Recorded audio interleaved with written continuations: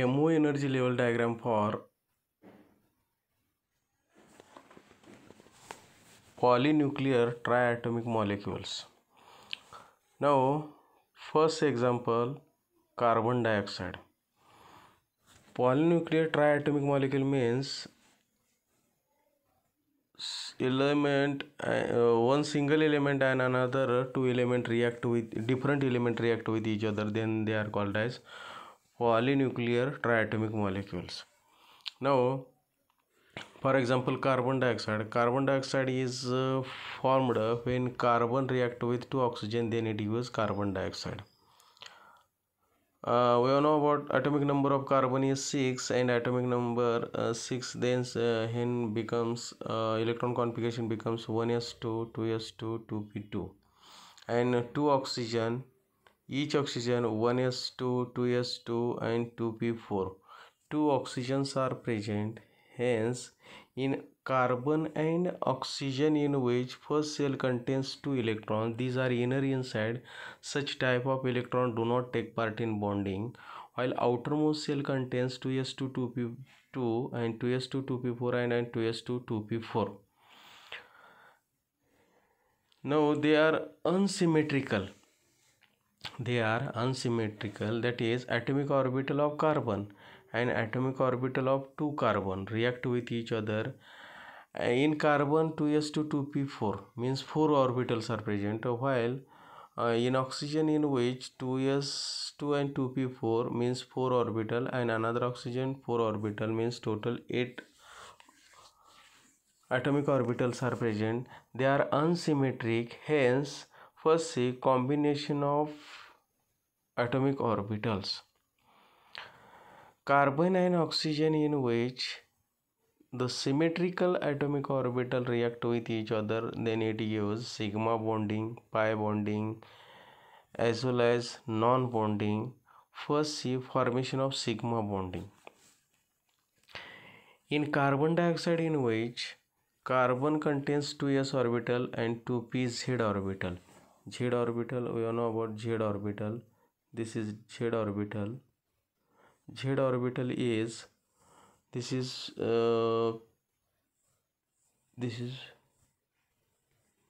px, py and pz. Pz orbital present on the axis, hence pz and s orbital overlap with each other, then it gives sigma bonding. When their sign of atomic orbital is same, then it gives sigma bonding, while sign of atomic orbital is different, then it gives anti-bonding. This is sign different, this is sign same. Same atomic orbital, their sign is same, then it gives bonding, and different atomic orbital, then it gives anti-bonding molecular orbitals. As well as in carbon contains pz and oxygen contains pz, such type of atomic orbital close with each other and their sign is same. Sign is same means minus, plus, here plus, minus, minus and plus. Sign is same, such type of atomic orbital close with each other, then it gives sigma bonding molecular orbitals, and their sign is different, then it gives anti-bonding molecular orbital. This is same atomic orbital, bonding molecular orbitals are formed, sigma bond is formed, while different atomic orbital, here different atomic orbital, then it gives anti-bonding molecular orbital. This is pz, pz, pz. This pz from carbon, this pz from two oxygen. Their sign is different, here different, plus minus, plus minus, different sign. Then such type of atomic orbital close with each other, node is formed in between two atomic orbital, they are called as anti-bonding molecular orbital, but sigma bond is formed. Then next see pi bonding.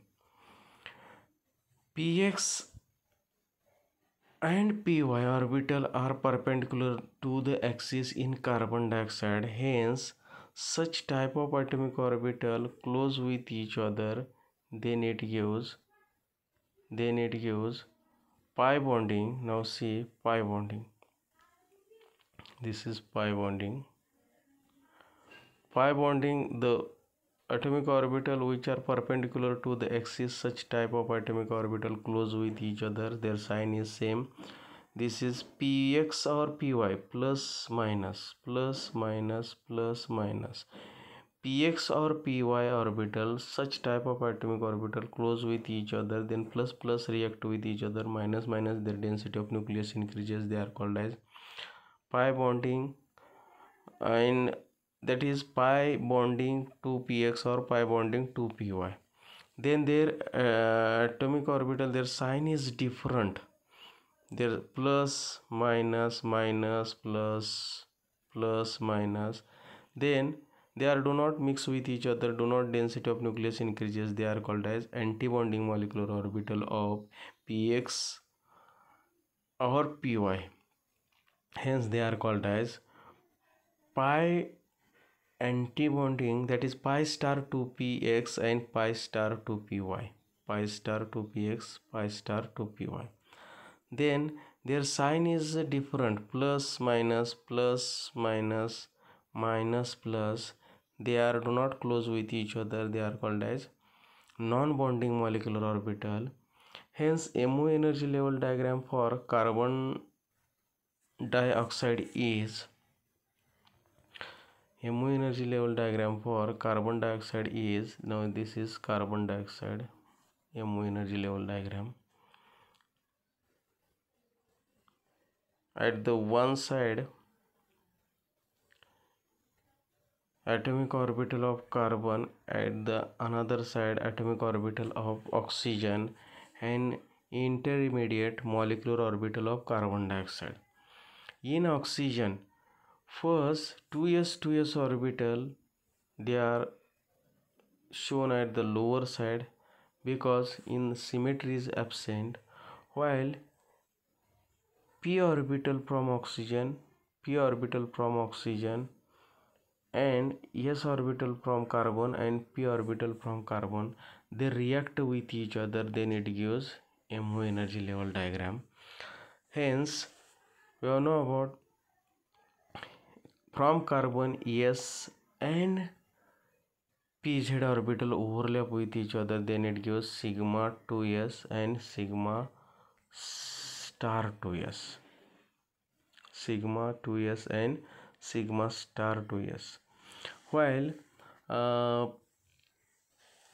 py and pz, also pz orbital from carbon and pz orbital from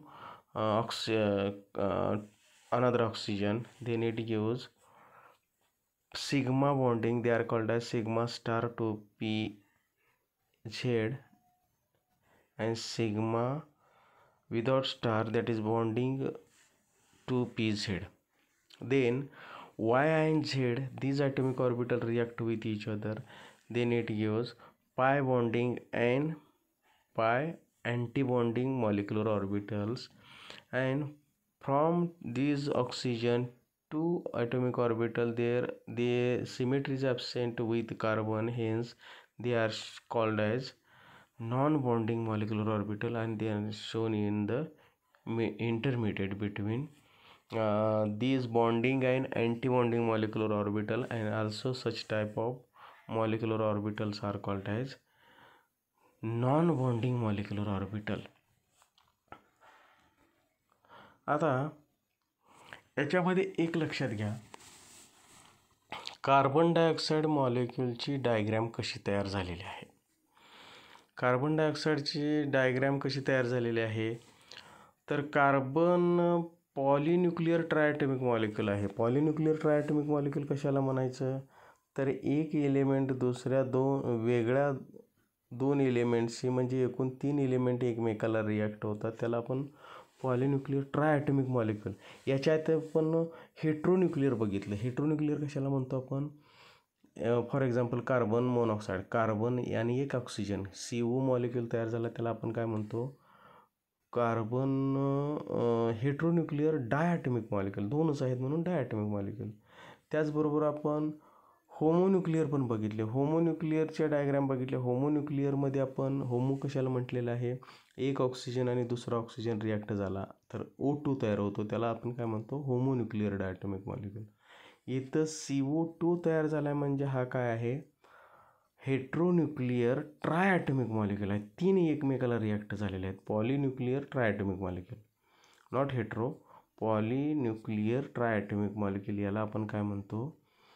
त्याचं example घेतलेलं आहे carbon dioxide. आता या carbon डायऑक्साईडमध्ये MO energy level diagram काढायचे. आतापर्यंत MO energy level diagram काढत असताना होमो किंवा हेट्रोच्या थोड्याशा सोप्या वाटत होत्या, मात्र इथं हेट्रोमध्ये थोडंसं तुम्हाला अवघड वाटेल, मात्र नीट लक्ष दिलं तर तुम्हाला ते सुद्धा लक्षात येईल. आता इथं पाहू आपण, कार्बन आणि 2 ऑक्सिजन आहेत. कार्बन आणि कार्बनचं इलेक्ट्रॉन कॉन्फिगरेशन बघितलं आपण. कार्बनचं इलेक्ट्रॉन कॉन्फिगरेशन काय आहे, 1s2 2s2 2p2. याच्यामध्ये फर्स्ट सेलमध्ये 2 इलेक्ट्रॉन आहेत म्हणजे तो कंप्लीट आहे, तो काय बॉन्डिंगमध्ये भाग घेणार नाही. ऑक्सिजनचं 2 ऑक्सिजनचं electron configuration 1s2 2s2 2p4, 1s2 2s2 2p4 म्हणजे 2 ऑक्सिजनचं आपण बघितलं. या दोन्ही ऑक्सिजनमध्ये 1s2 1s2 मध्ये 2 इलेक्ट्रॉन आहेत आणि ते कंप्लीट आहेत, त्याच्यामुळे ते बॉन्डिंगमध्ये भाग घेणार नाहीत. 2s2 2 आहेत आणि 2p4 मध्ये 2 आहेत, ते बॉन्डिंगमध्ये भाग घेणार आहेत. म्हणून आपण या ठिकाणी ऑक्सिजनमध्ये हे 2 ऑर्बिटल हे ऑक्सिजनचे 2s दाखवलेले आहेत आणि एक कार्बनचे इथं 2s आणि 2p आउटरमोस्ट सेलचे दाखवलेले आहेत. मग हे ऑक्सिजनचे हे 2s इथं का दाखवलेले नाहीत, तर याच्यामध्ये अनसिमेट्री आहे. सिमेट्रिकल, सारखेपणा नाही. सारखेपणा नाही म्हणजे काय झालेलं आहे, या ठिकाणी एकूण ऑर्बिटलची संख्या हे इथं तुम्हाला 3 3 6 दिसत आहेत आणि इथं 2 म्हणजे 8 दिसत आहेत आणि या बाजूला बघितलं तर किती आहेत, 4च आहेत. मग 4 मधले आपण काय केले, इकडं तुमचे एकूण बघा इथं 3 3 3 6 आणि इथं 2 म्हणजे 8 आहेत आणि इकडे किती आहेत, 4च आहेत. 4 आणि 8 याची काही सिमेट्री नाही, म्हणून काय केलं, 2 जे ऑर्बिटल आहेत ऑक्सिजनचे 2s 2s याला सिमेट्री नसल्यामुळे आपण लोअर साईडला दाखवले. यसकडे 2 होते ते इथं दाखवलेले आहेत, दुसऱ्या ऑक्सिजनच्या यसकडे 2 होते ते इथं दाखवलेले आहेत, ते लोअर साईडला गेले, त्याचा संबंध संपला. आता आपण पाहणार आहोत कार्बनचे 2p आणि कार्बनचे 2p आणि ऑक्सिजनचे 2p आणि ऑक्सिजनचे 2p, कार्बनचा 2s आणि कार्बनचा 2p, याच्यामध्ये कसं कॉम्बिनेशन झालेलं आहे नीट लक्ष द्या. तर याच्यामध्ये ह्या चारपैकी आपण काय करू, एक आपण याचा काय करू, pz घेऊ. हा pz आणि याच्यातला काय करू आपण, s घेऊ. pz आणि s, pz हा ॲक्सिसवरती आहे. pz आणि s जर 2 ऑक्सिजनचे pz आपण ऑर्बिटल घेतले आणि याच्यामध्ये pz आणि s जर घेतला तर त्याचं बॉन्डिंग जे तयार होईल ते काय होईल, 2s, आपण मगाची कॉम्बिनेशन बघितलं आणि याच्यामध्ये काय तयार होईल, 2s, याचा एक संबंध संपला. आता याच्यातला आपण काय करू, दुसऱ्या ऑक्सिजनचा pz घेऊ आणि याचा पण pz घेऊ. हे pz जर कंबाईन केले तर आपल्याला काय मिळेल, तोही ॲक्सिसवरतीच आहे म्हणून बॉन्डिंग होईल, एक बॉन्डिंग आणि एक काय मिळेल, अँटी बॉन्डिंग मिळेल. हे pzचं पण संपलं, म्हणजे याच्यातले 2 गेले, याच्यातले हे 2 गेले, राहिले याच्याकडे px आणि py, याच्याकडे मात्र px py 2 राहिलेले आहेत. पैकी एक आपण px py घेऊ आणि px py आणि इकडला पण px py घेऊ. px py हे ऑर्बिटल हे कसे आहेत, परपेंडिक्युलर आहेत, म्हणजेच px py परपेंडिक्युलर दोन्ही एकमेकाला जर रिॲक्ट झाले, सेम साईन घेतलं तर आपण त्याला काय म्हणतो, बॉन्डिंग, आणि डिफरंट साईन घेतलं तर त्याला काय म्हणतो, अँटी बॉन्डिंग. पाय बॉन्ड तयार झालेले, अँटी बॉन्डिंगला आपण स्टार साईन वापरतो. आता इथं तुम्हाला स्टार साईन वापरलेलं पण दिसलं बघा, इथं स्टार वापरलेलं आहे, इथं विदाऊट स्टार वापरलेलं आहे, म्हणजे हे कोणाचं झालं, px py. आता ह्याच्यापैकी हे 2 ऑर्बिटल आपणाला दाखवलेलेच नाहीत. कसे दाखवले नाहीत परत एकदा बघा, PZ bonding antibonding, PZ bonding antibonding, PXY PX आणि PX आणि PY हे संपले. हे जे राऊंड केलेले आहेत हे दोन ऑर्बिटल तसेच राहिलेले आहेत. हे जसेच्या तसे इथं आपण दाखवले त्याला काय म्हणतो आपण, non bonding molecular orbital. Lower side असते ती बॉन्डिंग आणि हायर साईड आहे ती काय आहे, अँटी बॉन्डिंग मॉलिक्युलर ऑर्बिटल. मग याच्यामध्ये आपल्याला इलेक्ट्रॉनची एंट्री करत असताना हंट्स रूल माहीतच आहे. हंट्स रूल म्हणजे मॅक्झिमम मल्टिप्लिसिटी. काय करायचं आहे, या बाजूला तुम्ही जर इलेक्ट्रॉन मोजले तर काय आहेत, 4 4 8, आणि या बाजूला इलेक्ट्रॉनची संख्या जर बघितलं तर या बाजूला 4 आहेत आणि इकडे किती आहेत, 8, म्हणजे 12 इलेक्ट्रॉन आपल्याला भरायचे आहेत. तर हे 12 इलेक्ट्रॉन कसे, हे दोन इथं भरून टाकलेले आहेत, याचा संबंध संपलेला आहे. इथं 8 आहेत आणि या बाजूला किती आहेत, एकूण 4 आहेत, इथं 2 आणि इथं 2. तर हे 12 इलेक्ट्रॉन कसे येतील, 8 अधिक 4 म्हणजे 12. हे 12 इलेक्ट्रॉनची एंट्री 1 2 3 4 5 6 7 8 9 10 11 आणि 12, म्हणजे बॉन्डिंग फुल झालेलं आहे. हे नॉन बॉन्डिंग फुल झालेलं आहे आणि अँटी बॉन्डिंग मात्र काय आहे, एम्प्टी आहे. याच्यावरून आपल्याला मॅग्नेटिक प्रॉपर्टी जर बघायच्या म्हटलं तर प्रत्येक ऑर्बिटलमध्ये काय आहे, पेअर्ड इलेक्ट्रॉन आहेत, म्हणजेच हा मॉलिक्यूल काय आहे, डायमॅग्नेटिक मॉलिक्यूल आहे. याच्यामध्ये स्टॅबिलायझेशन किंवा बॉन्ड ऑर्डर कॅल्क्युलेट करायची आपल्याला आवश्यकता नाही.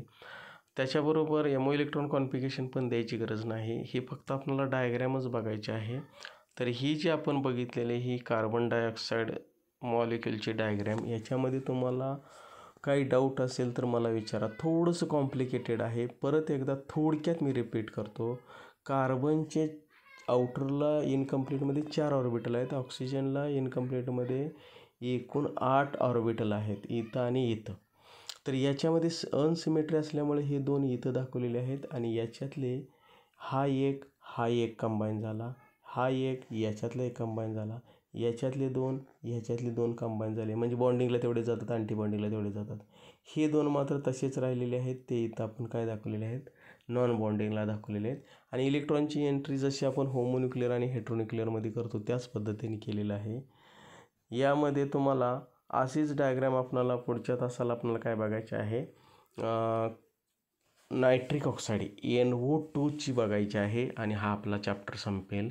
या दोन डायग्राम थोड्याशा याच्यामध्ये थोडंसं कॉम्प्लिकेशन आहे, थोडंसं डाऊट तुम्हाला नक्कीच येणार आहे आणि तो डाऊट मला पर्सनली तुम्ही फोन करून व्हॉट्सअपवरती कसाही विचारलं तर चालेल. ही डायग्राम कशी तयार झालेली आहे याच्यामध्ये काही शंका असेल तर तुम्ही मला विचारू शकता.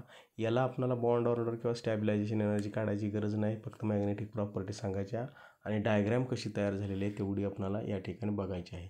या डायग्राममध्ये अजून एक राहिलेला आहे, इथे एनर्जी दाखवलेली नाही, हा एनर्जी एक इथं दाखवायला पाहिजे. तर हे तुम्हाला डायग्राम समजले असेल असं समजतो आणि आपण या ठिकाणी थांबू. धन्यवाद.